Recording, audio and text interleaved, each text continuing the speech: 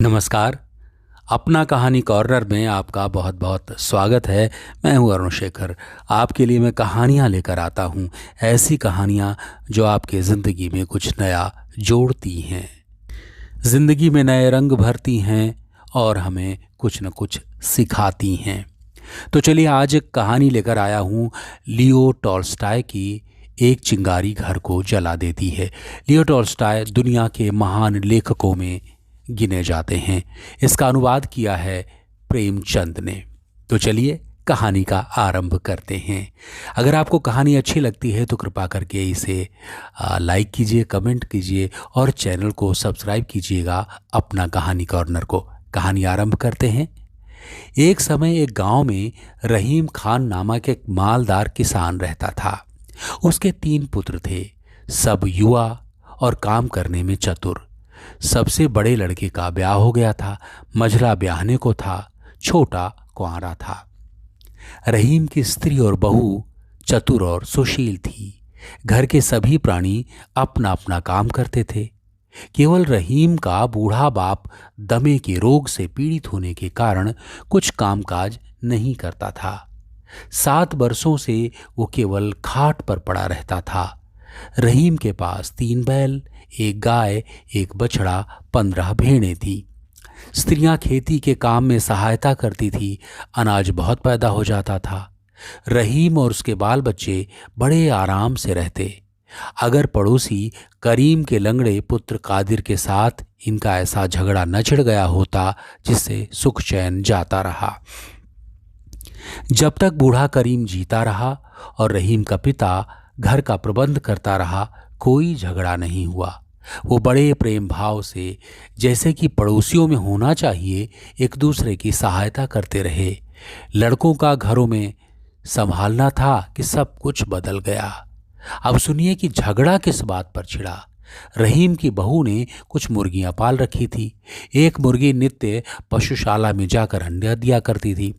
बहू शाम को वहां जाती और अंडा उठा लाती।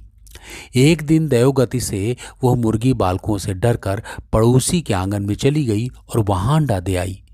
शाम को बहू ने पशुशाला में जाकर देखा तो अंडा वहां नहीं था। सास ने पूछा, उसे क्या मालूम था? देवर बोला कि मुर्गी पड़ोसिन के आंगन में कुड़कुड़ा रही थी, शायद वहां अंडा दे आई हो। बहू वहां पहुंचकर अंडा खोजने लगी। भीतर से कादिर की माता निकलकर पूछने लगी, बहू क्या है? बहू बोली, मेरी मुर्गी तुम्हारे आंगन में अंडा दे गई है, उसे खोजती हूं, तुमने देखा हो तो बता दो। कादिर की मां ने कहा, मैंने तो नहीं देखा। क्या हमारी मुर्गियां अंडे नहीं देती कि हम तुम्हारे अंडे बटोरती फिरेंगी? दूसरों के घर जाकर अंडे खोजने की हमारी आदत नहीं है। यह सुनकर बहू को आग लग गई और लगी बकने। कादिर की मां कुछ कम न थी, एक एक बात के 100 उत्तर दिए। रहीम की स्त्री पानी लाने बाहर निकली थी। गाली गलौज का शोर सुनकर वो भी आ पहुंची। उधर से कादिर की स्त्री भी दौड़ पड़ी। अब सब की सब इकट्ठी होकर लगी गालियां बकने और लड़ने। कादिर खेत से आ रहा था, वो भी आकर मिल गया।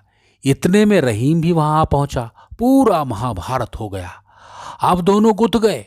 रहीम ने कादिर की दाढ़ी के बाल उखाड़ डाले। गांव वालों ने आकर बड़ी मुश्किल से उन्हें छुड़ाया, पर कादिर ने अपनी दाढ़ी के बाल उखाड़ लिए और हाकिम परगना के इजलास में जाकर कहा कि मैंने दाढ़ी इसलिए नहीं रखी थी जो यूं उखाड़ी जाए, रहीम से हर्जाना लिया जाए।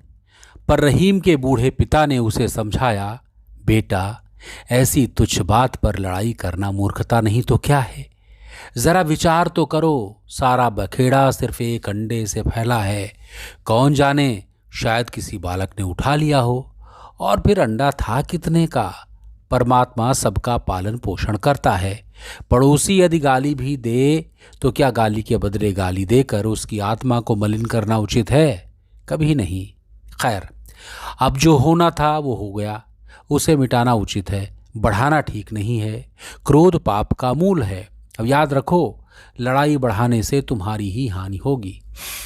परंतु बूढ़े की बात पर किसी ने कान नहीं दिया। रहीम कहने लगा कि कादिर को धन का घमंड है। मैं क्या किसी का दिया खाता हूं? बड़े घर न भेज दिया तो कहना। उसने भी नालिश ठोंक दी।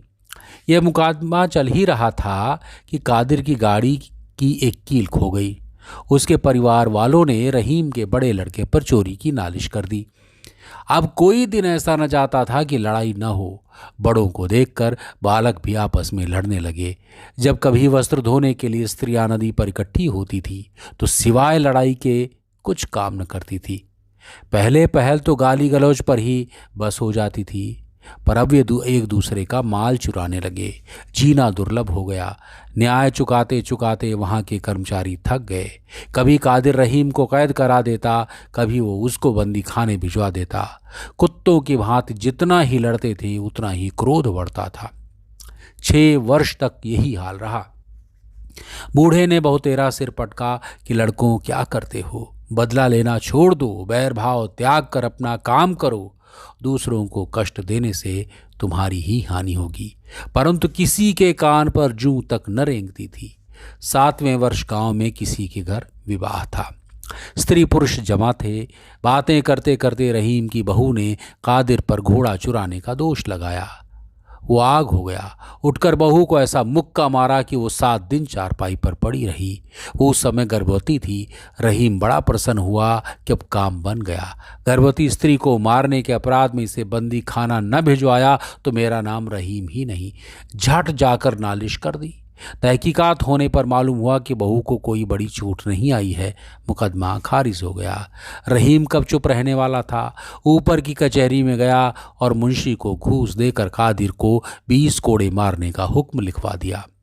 उस समय कादिर कचहरी से बाहर खड़ा था। हुक्म सुनते ही बोला, कोड़ों से मेरी पीठ तो जलेगी ही, परंतु रहीम को भी भस्म किए बिना नहीं छोड़ूंगा।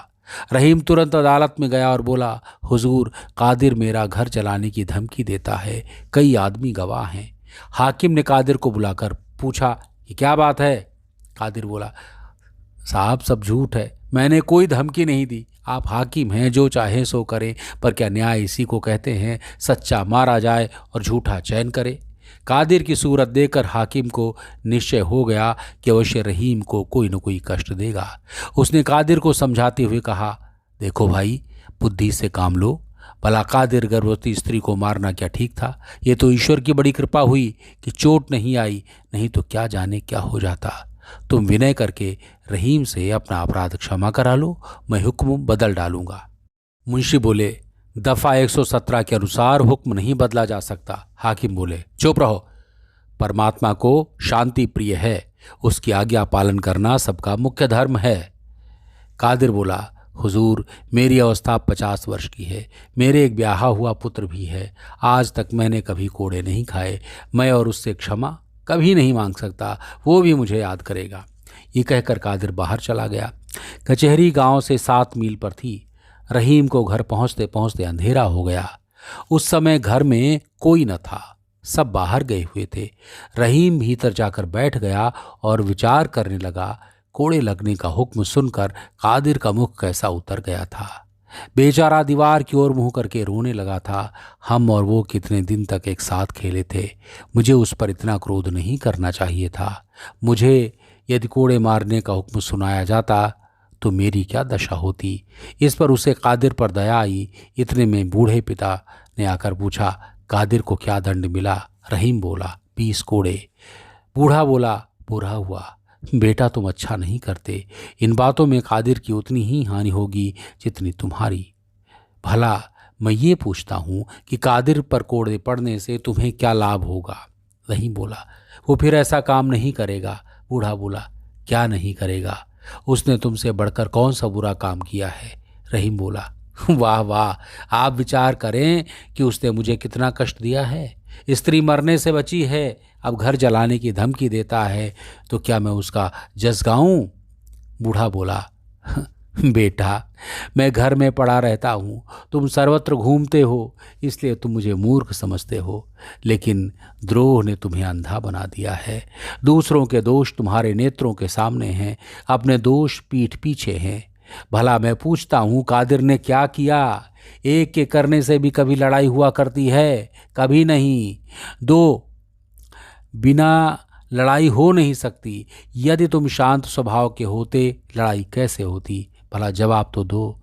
उसकी दाढ़ी के बाल किसने उखाड़े, उसका भूसा किसने चुराया, उसे अदालत में किसने घसीटा? तिस पर सारे दोष कादिर के माथे ही थोप रहे हो। तुम आप बुरा हो, बस यही सारे झगड़े की जड़ है। क्या मैंने तुम्हें यही शिक्षा दी है? क्या तुम नहीं जानते कि मैं और कादिर का पिता किस प्रेम भाव से रहते थे?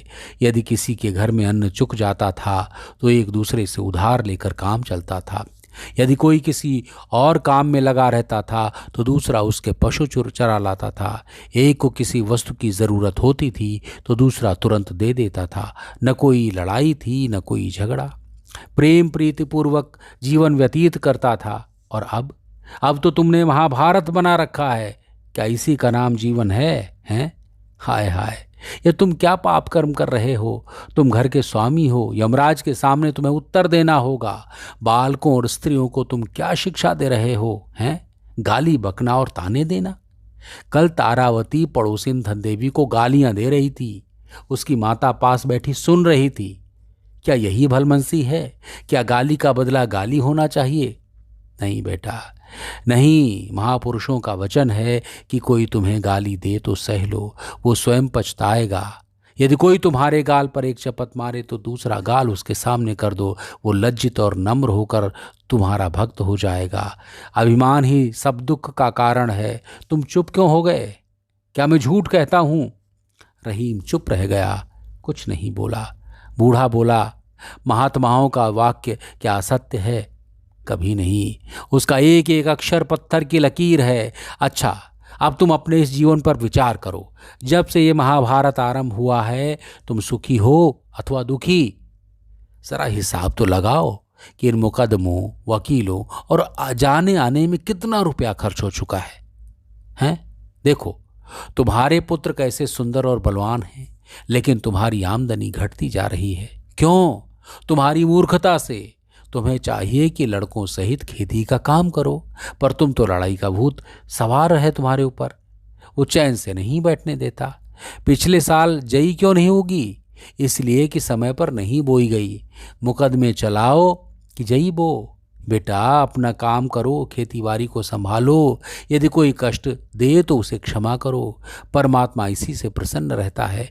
ऐसा करने पर तुम्हारा अंतःकरण शुद्ध होगा, तुम्हें आनंद प्राप्त होगा। रहीम कुछ नहीं बोला। बूढ़ा आगे बोला, बेटा, अपने बूढ़े मूर्ख पिता का कहना मानो। जाओ, कचहरी में जाकर आपस में राजीनामा कर लो। कल शबे रात है। कादिर के घर जाकर नम्रतापूर्वक उसे न्योता दो और घर वालों को भी यही शिक्षा दो कि बैर छोड़कर आपस में प्रेम बढ़ाएं। पिता की बातें सुनकर रहीम के मन में विचार हुआ कि पिताजी सच कहते हैं। इस लड़ाई झगड़े से हम मिट्टी में मिल जाते हैं, लेकिन इस महाभारत को किस प्रकार समाप्त करूं?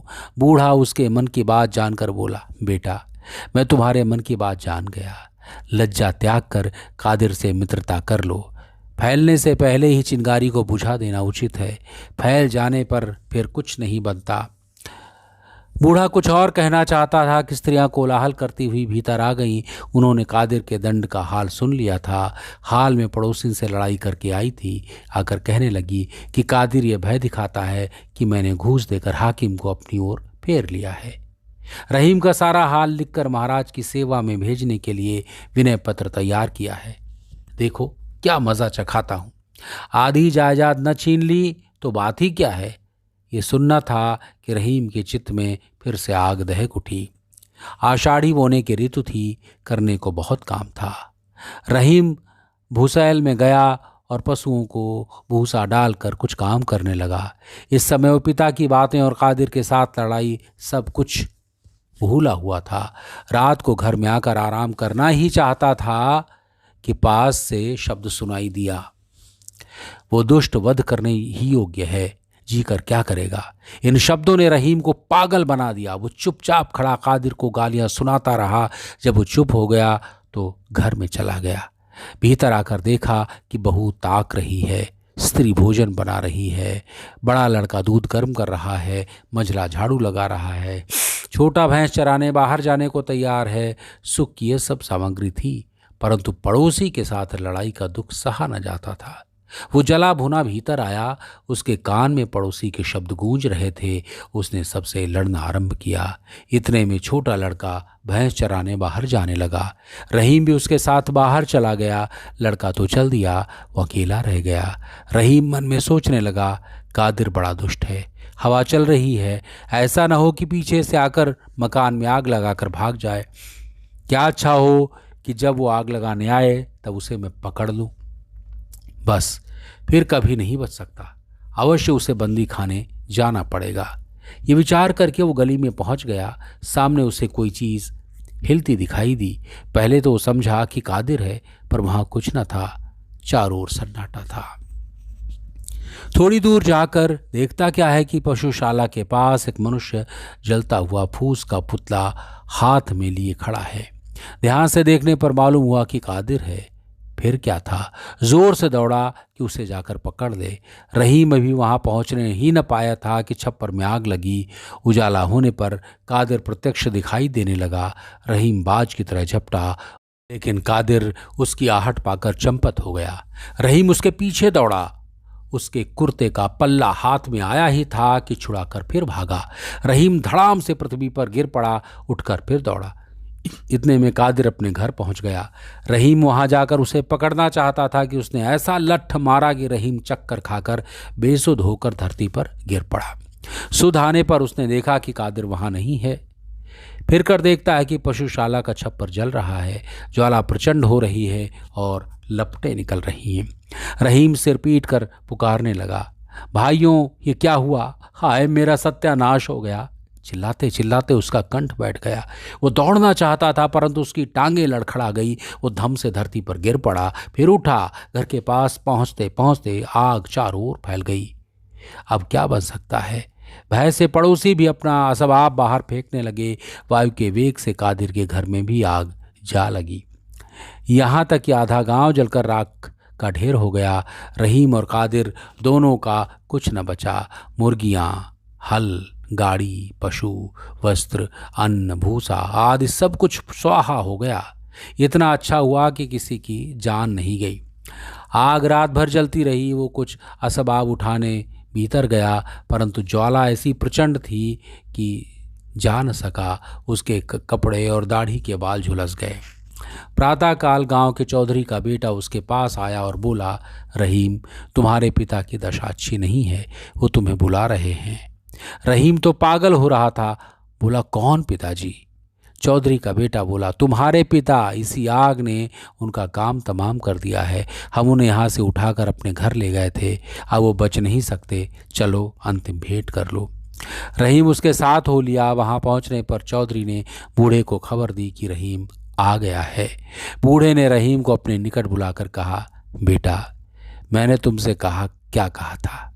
हैं? गांव किसने जलाया? रहीम बोला, कादिर ने। मैंने आप उसे छप्पर में आग लगाते देखा था।